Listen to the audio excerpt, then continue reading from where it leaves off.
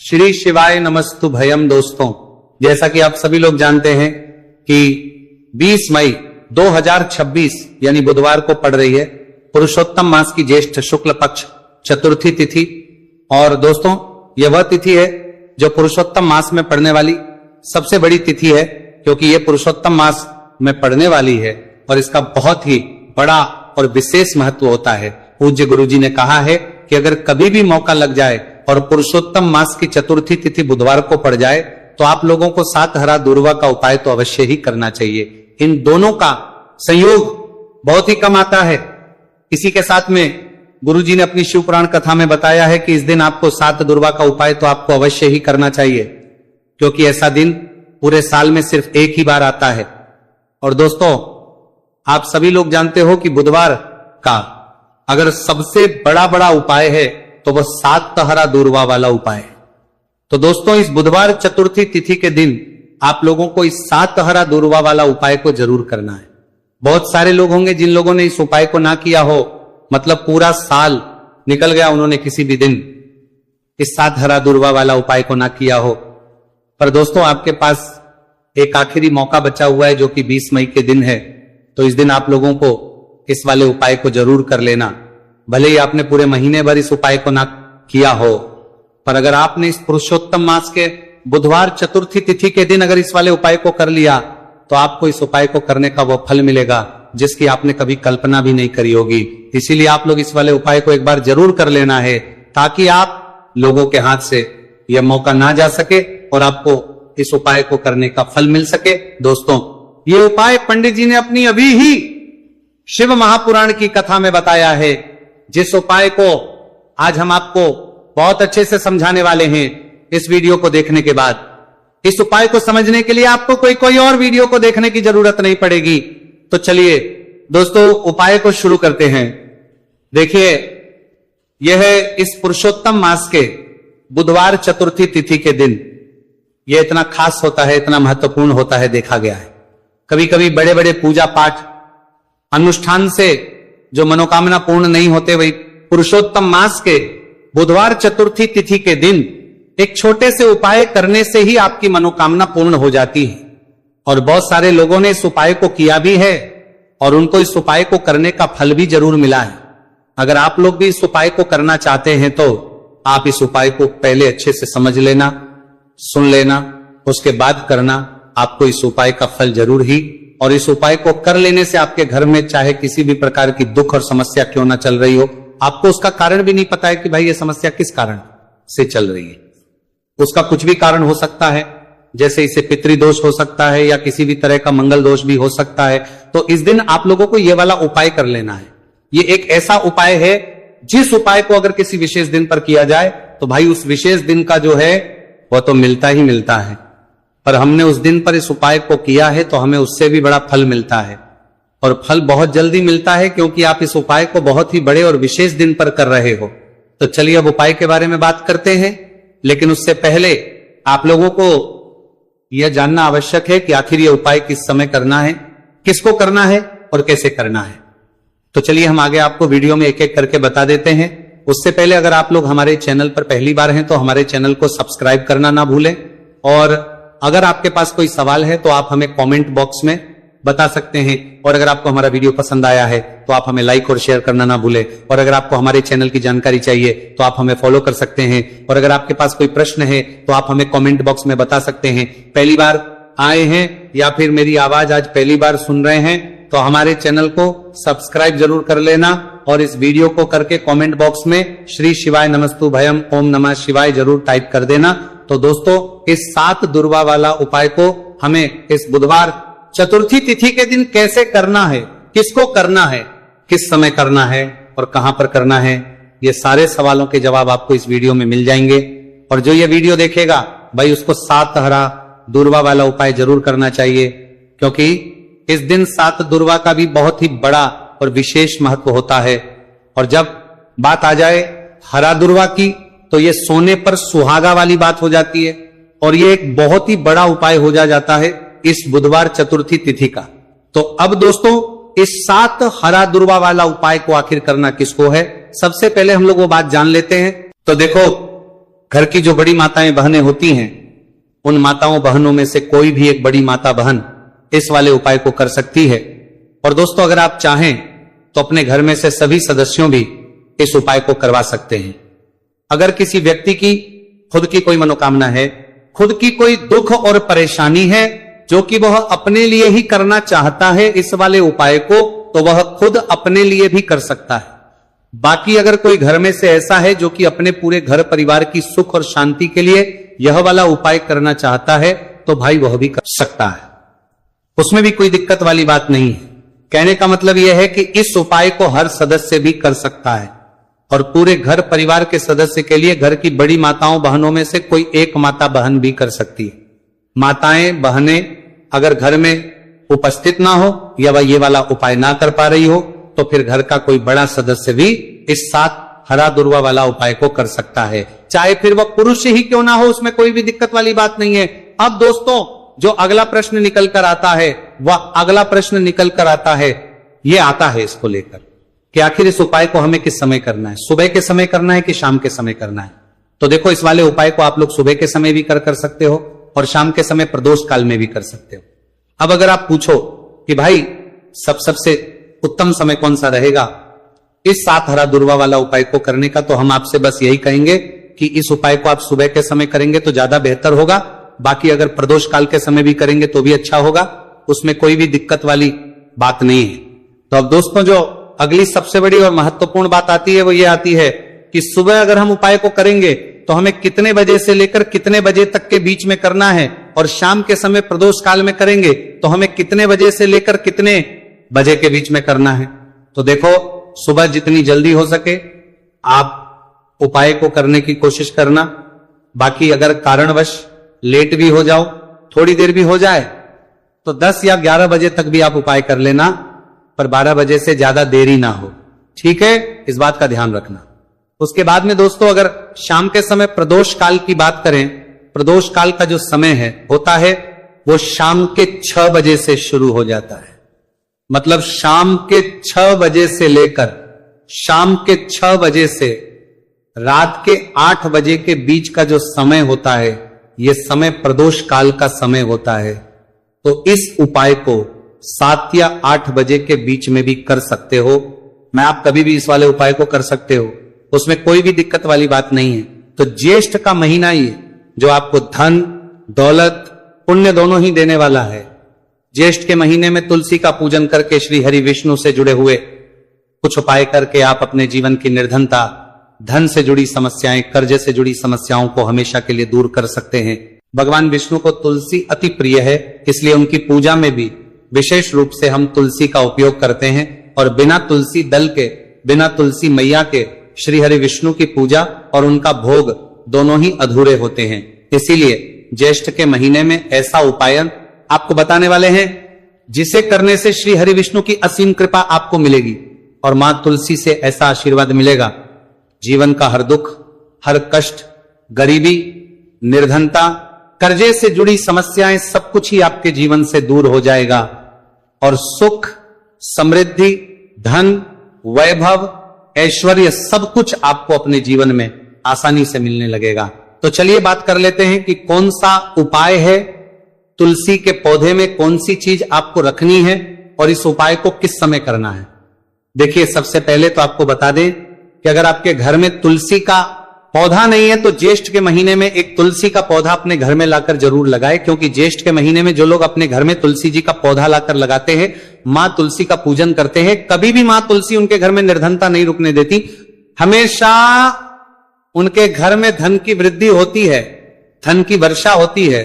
तो जरूर से तुलसी का पौधा आप ज्येष्ठ के महीने में अपने घर जरूर लेकर आए और अच्छे से आपको मां तुलसी का पूजन करना है, मां तुलसी के पौधे की देखभाल करनी है। और वह कौन चीज है जो आपको तुलसी के पौधे में ज्येष्ठ के महीने 20 मई बुधवार चतुर्थी तिथि में रखना है। और कैसे ये चीज रखते ही रातों रात आपके जीवन में चमत्कार होगा और आपके भाग्य का भी आपको साथ मिलेगा। तो देखिए, इस वीडियो में जितने भी उपाय हम आपको बताएंगे सभी उपाय सरल है।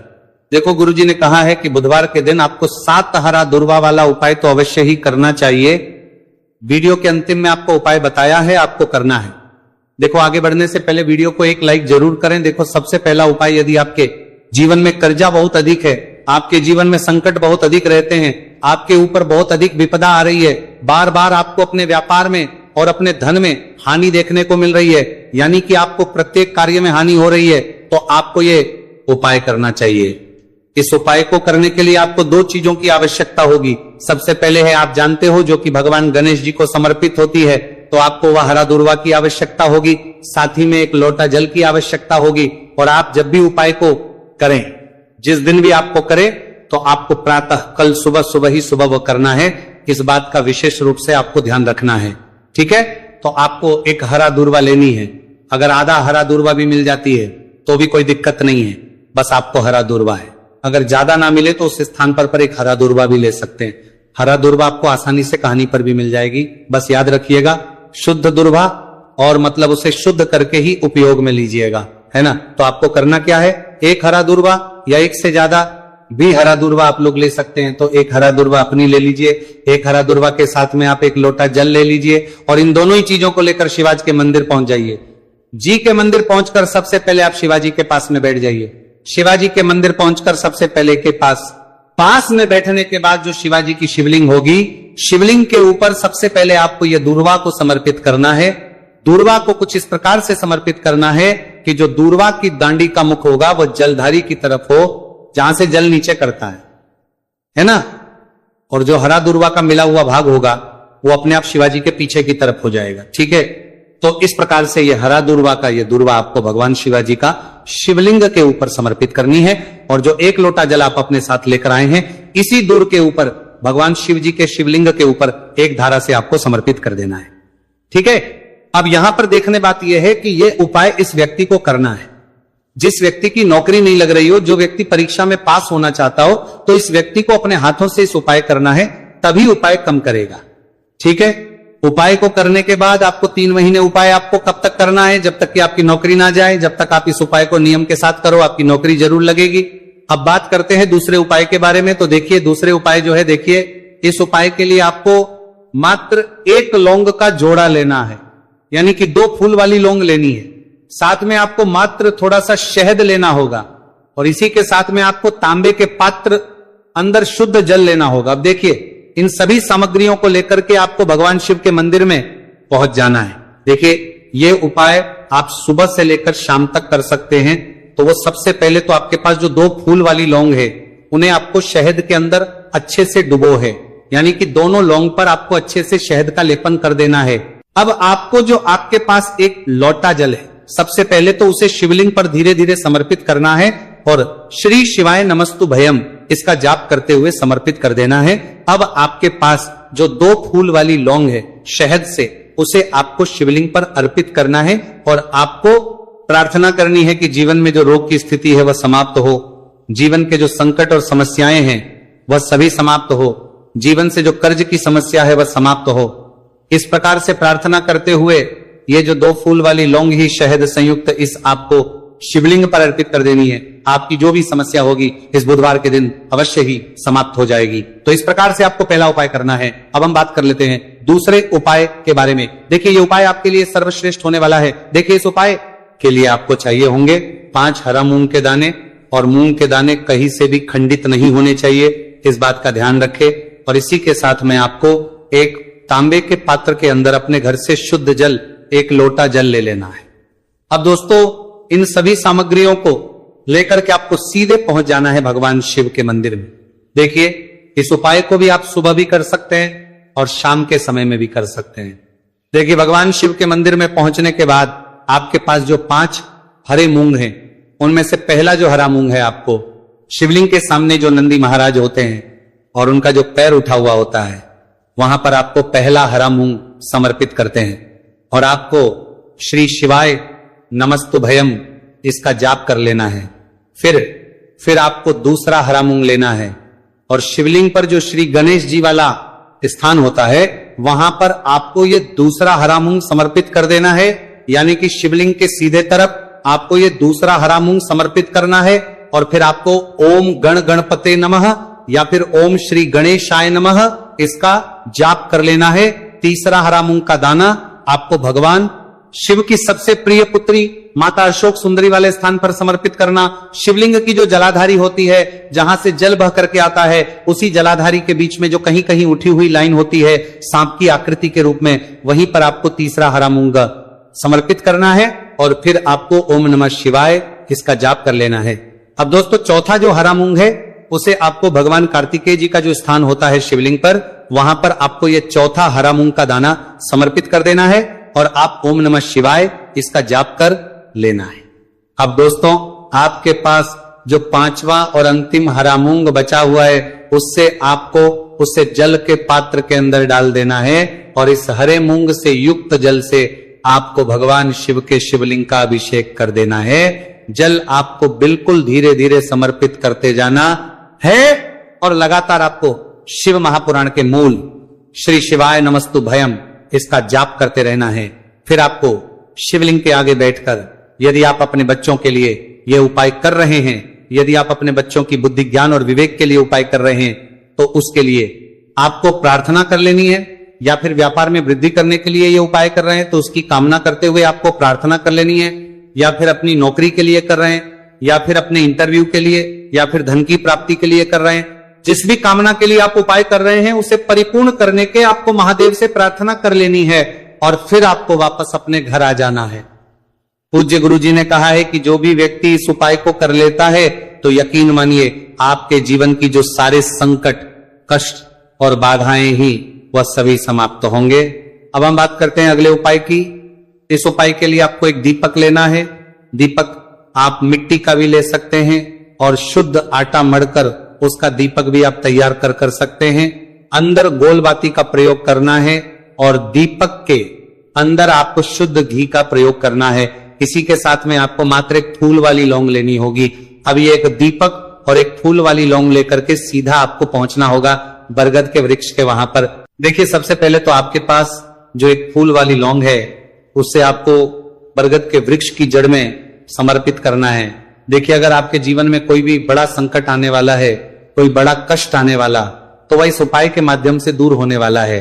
महादेव की विशेष कृपा रहेगी कि जो भी संकट आपके जीवन में आने वाला होगा वह भी दूर हो जाएगा। तो आपको एक लौंग समर्पित करनी है बरगद के वृक्ष की जड़ में और वहीं पर आपको जो है गोलबाती वाला दीपक जो आप लेकर के गए हैं उससे भी वहां पर प्रज्वलित कर देना है वटकेश्वर महादेव का स्मरण करते हुए। देखिए जब भी आपको जीवन में इस साल लगने लगे कि आपके जीवन में कुछ भी अच्छा नहीं चल रहा है, तब भी आपको एक उपाय करना है। तो इस प्रकार से आपको ये उपाय करना है। अब हम जान लेते हैं चौथे विशेष उपाय के बारे में। देखिए यदि आपके विवाह में, शादी में कोई भी समस्या आ रही है, यदि आपका जो कर्ज है वह दिन पर दिन बढ़ते ही जा रहा है, तो आपको यह चमत्कारी उपाय करना चाहिए। कोई भी समस्या अगर जीवन में है तो उसे दूर करने के लिए आपको उपाय करना चाहिए। मंगल दोष से जुड़ी हुई समस्या भी है तब आपको यह उपाय करना चाहिए। देखिए इस उपाय के लिए आपको एक तांबे के पात्र के अंदर अपने घर से शुद्ध जल लेना है और इसी के साथ में आपको एक चुटकी लाल चंदन लेना होगा। अब आपको क्या करना है कि जो लाल चंदन आपने लिया है उसे आपको उससे जल के पात्र के अंदर डाल देना है और ये जल जो है आपको लाल चंदन से युक्त तैयार कर लेना है और ये लाल चंदन से युक्त जल आपको भगवान शिव के मंदिर में लेकर के पहुंचना है। लेकिन उपाय भी आप सुबह से लेकर के शाम तक कर सकते हैं।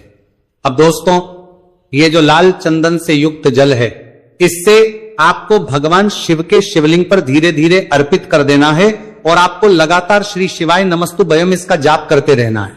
देखिए यदि आपके जीवन में विवाह से जुड़ी समस्या चल रही है तो आपको मंगलेश्वर महादेव का स्मरण करना है और जीवन में अधिक कर्ज की समस्या है तो आपको आर्यन मुक्तेश्वर महादेव का स्मरण करना है।